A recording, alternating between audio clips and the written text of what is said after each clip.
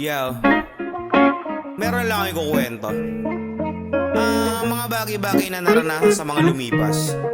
Yo, ito pakinggan nyo.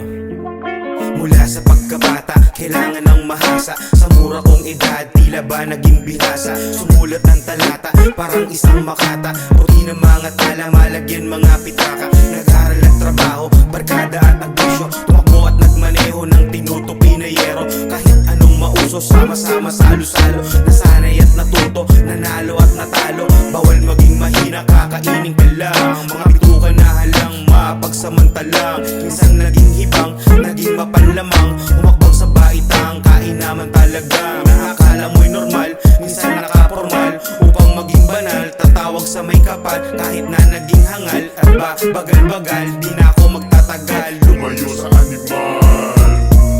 Pitaka ay lagyan, kailangan may laman, man. Yeah, yeah. Pitaka ay lagyan, kailangan may laman, man. Yeah, yeah. Pitaka ay lagyan, kailangan may laman, man. Yeah, yeah. Pitaka ay lagyan, kailangan may laman, man. Yeah.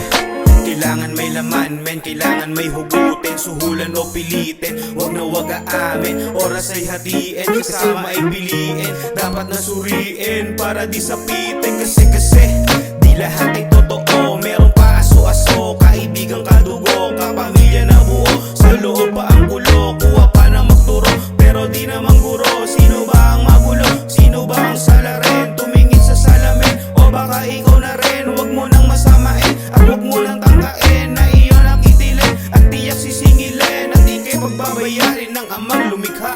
Nasa tao ang gawa, at wag kang magpabaya. Di totoo himala, at wag ka nang tulala, at lalo lang lalala. Kikiusan lang sadya,